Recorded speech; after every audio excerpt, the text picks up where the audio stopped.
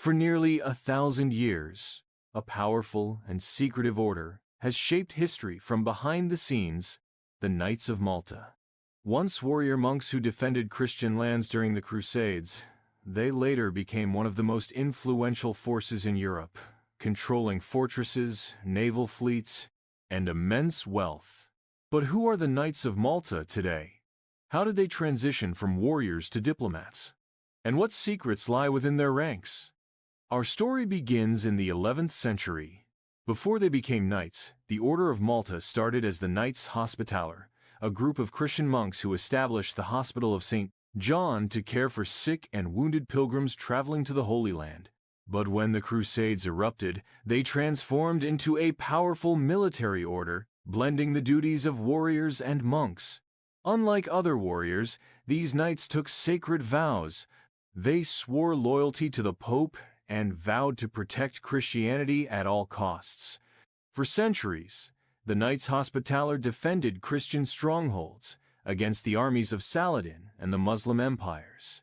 But in 1291, the fall of Acre, the last Christian city in the Holy Land, forced the knights to flee.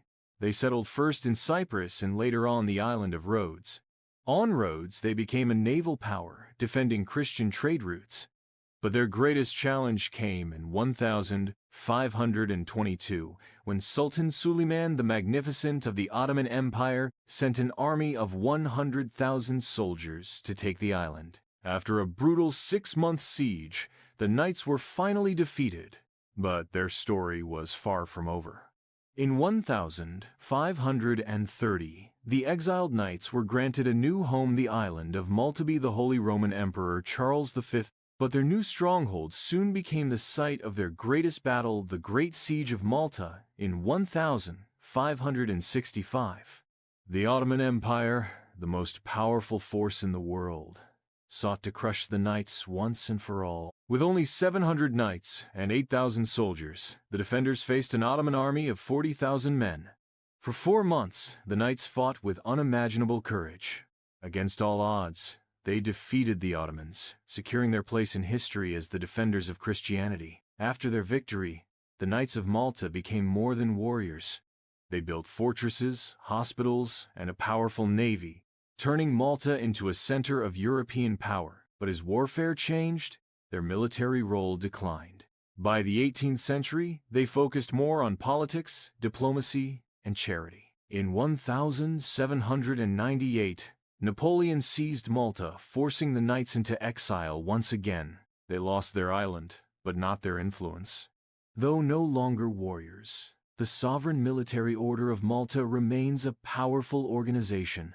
Today, they function as a sovereign entity, with their own passports, currency, and diplomatic relations with over 100 countries. Now, their mission is humanitarian. They run hospitals, disaster relief operations, and medical missions in over 120 countries. But their status as a sovereign order continues to raise questions. Why does a medieval order still hold diplomatic power? Some believe they operate behind the scenes in global politics, working closely with the Vatican and powerful elites. Links to the Vatican and secret societies. Some believe the knights are closely tied to the Catholic Church's hidden power networks.